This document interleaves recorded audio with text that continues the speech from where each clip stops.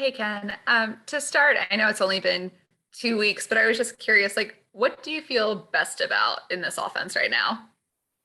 Well, I think more so than anything, it's just the fact we were able to win those two games, number one. But I think, just the communication that we've had, the flow of the game, the communication between coach and player, communication between coaches and coaches, I think has all been really smooth, really calm and beneficial, I think, for everybody, from us to the players, from downstairs to upstairs. That's been really smooth, and I think that's really kind of helped us kind of make adjustments and get things done that we need to get done. And then execution wise, just like obviously we know what this team is capable of, what they were doing towards the end of last season, but what has made everyone so effective, even in this Yeah. small sample size? No, I think at the end of the day, it's offensive football, especially, just about doing your job.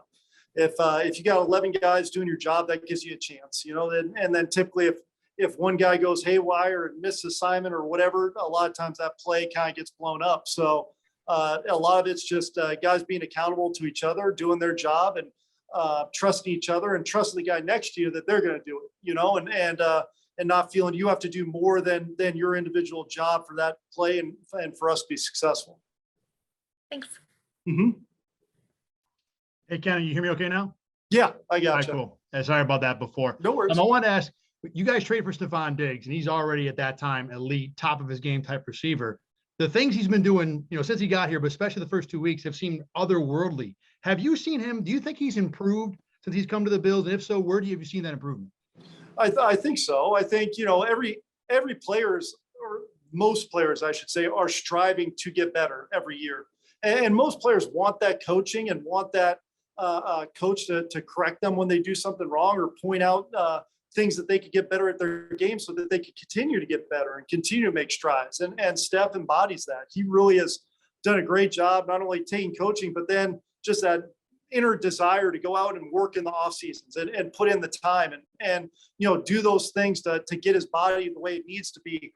And then also just the mental reps in the system have also been beneficial to him. The longer he's been in the system, the more comfortable he is, and the rapport with him and Josh just keeps elevating. So I think all those things really, really factor into it. How hard is it when you're already at a 99 out of 100 to get that last little bit out of whatever potential ability, skill you have? Yeah, I think that's this league. There's so many good players in this league that they just kind of keep pushing themselves to get better and better. And those are the guys that you see as kind of those top players in the league. And you see that on the defense we're going to play this week. I think they've got a lot of guys who are, extremely good, and they've continued to get better every year. So you really see that, I think, throughout the league. And obviously for us, Steph embodies that for us. Thanks, Ken. Appreciate it. No problem. Hey, Ken. Obviously you've been here a while. You're very familiar with the personnel on the other side of the matchup this weekend. Defensively, obviously Xavier Howard, everybody knows about him. What challenges do they present with him and Holland on the back end and what they're able to do up front? Yeah, I mean, obviously they do a great job in creating havoc with their scheme and doing things to kind of affect you, both run and pass, just schematically trying to use different packages and different looks and different pressures and those types of things. So they do a really good job matching, scheme and personnel. They really don't have a lot of people that they ask to do things that isn't a strength of theirs. They do a great job in putting people in positions of what they do well and maximizing those things that make it tough on offenses. I spent a few minutes with Jake Kumerow before roster cutdowns, and I asked him, it's this again, right? Like, you don't know what's going to happen. You've been fighting for a roster spot for basically your whole career, and he was unflappable. It was like it didn't even phase him. Is that what you guys see in the room every day? Because to get thrown out there in that big spot, I think it was close to 80% of the snaps on Monday Night Football. I mean, some guys wouldn't be ready for that, but it seemed like he didn't just miss a beat. No, yeah, and Jake's awesome. He really doesn't miss a beat. And as a veteran guy, he's obviously came here with some really good experience in the league already and in some big time games and everything. So I think he kind of had that confidence of already knowing, he could do it. It just took the time to pick things up, learn the offense, and become comfortable in what we were doing. So he's just got that personality where nothing really phases him. He just goes out and works every day and gives it everything he's got in terms of preparation, the physical aspect of it, just laying it on the line for his teammates. And I think it was exciting to see him get out there and really kind of take advantage of those opportunities. Thanks, Ken. Appreciate it. No problem. Dorsey Diggs, Mookie Hawkins, Waffle Sports Today. How's it going, Coach? Good. How are you? I'm good. 72 points in the first 2 games is awesome. How much did you have to alter certain packages without having Gabe Davis available Monday night? Yeah, I think that was obviously some things that some last minute adjustments we had to make to move guys around and get guys in positions where we felt like they could be successful and really kind of help us. That was definitely a factor for us. But also, we've got a lot of faith in those guys who kind of stepped in and played for us. I mean, they're here for a reason. That's a good deep room for us, and they provide a lot of value for us and a lot of ability to make plays and do a lot of good things in and of their own right. So we felt pretty comfortable with those guys being able to step in as much as we miss Gabe and what he brings to the table and what he does for us. We felt good about those guys being able to plug in and pick up and carry that weight. No doubt, Coach. And the pass game, it scores so quickly, so often. I know it's still early, but do you often find yourself getting caught up in if it's not broke, don't fix it moments in reference to, keep if it's not broke, don't fix it with the pass game, other than blending in tempo with the run? I think at the end of the day, every game is going to be different. Every game is going to be dictated off based on the flow of the game and how things are going. And that's our focus. Our focus is, okay, what's the best way to help us win this football game? And at the end of the day, that's what we're going to do. No doubt, Coach. Good luck this week. Thank you. Hey, Ken, Adam Bedini. Hey, hi, how are you? all right. All right, so I realize we're just 2 games in, but that's a little bit of hindsight anyway, right? And I know you've been asked this question, and we talked about this during training camp, but looking back on it, through the success you've had through 2 games, how much is the foundation of the relationship that you and Josh have had and your familiarity with him and this offense kind of laid the foundation? I know you've put your own stamp on it and continue to, but how much has that been a plus in terms of what fans have seen on the field?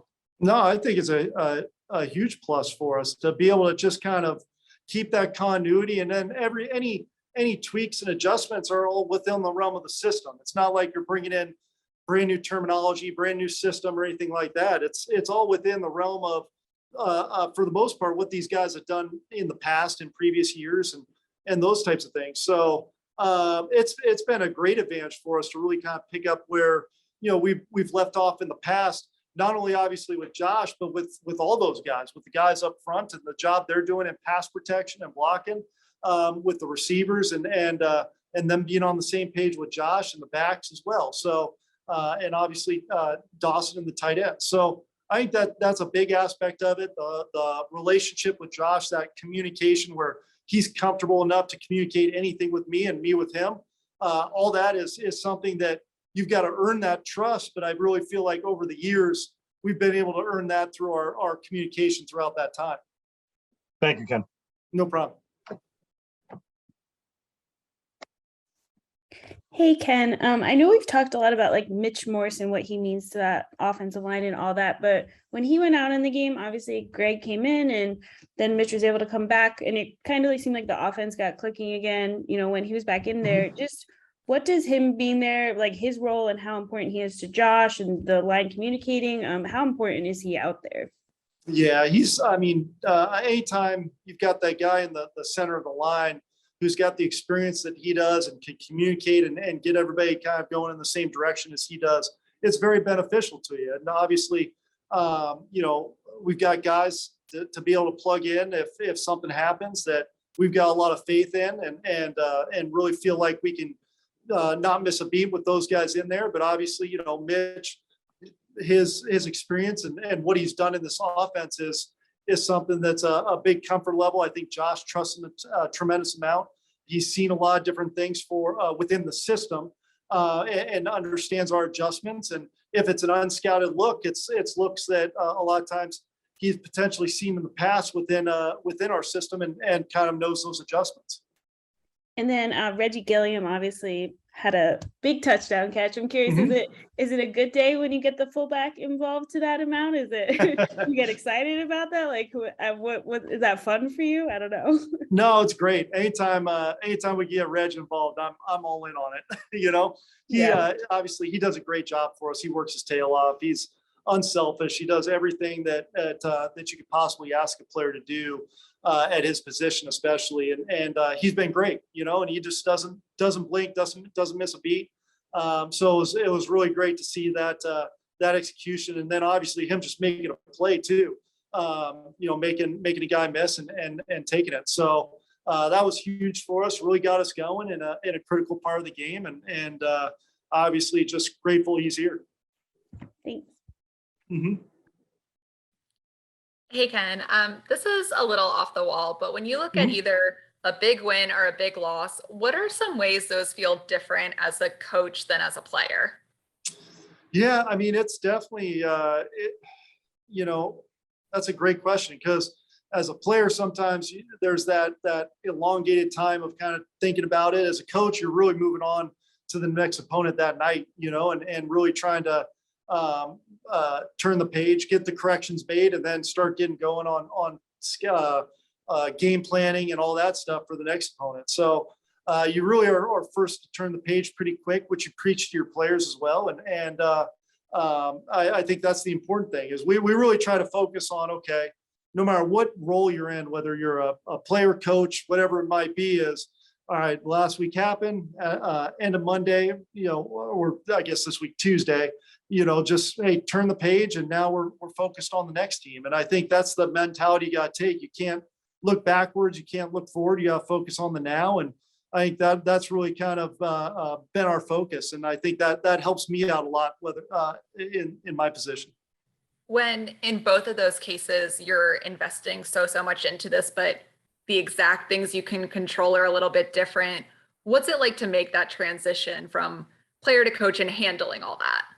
Yeah, I mean, it's definitely very different in terms of, you know, as a player, obviously you give your input and your ideas and stuff, but you know, you're just going out and executing the game plan. As a coach, trying to put together that game plan to put those guys in the right spots. But that's where I think, again, the communication between everybody is so critical, and the ability to adjust and make adjustments, whether it's the course of the season, the course of a game, is critical, not only through what you're seeing, but through that communication that you're getting from those guys.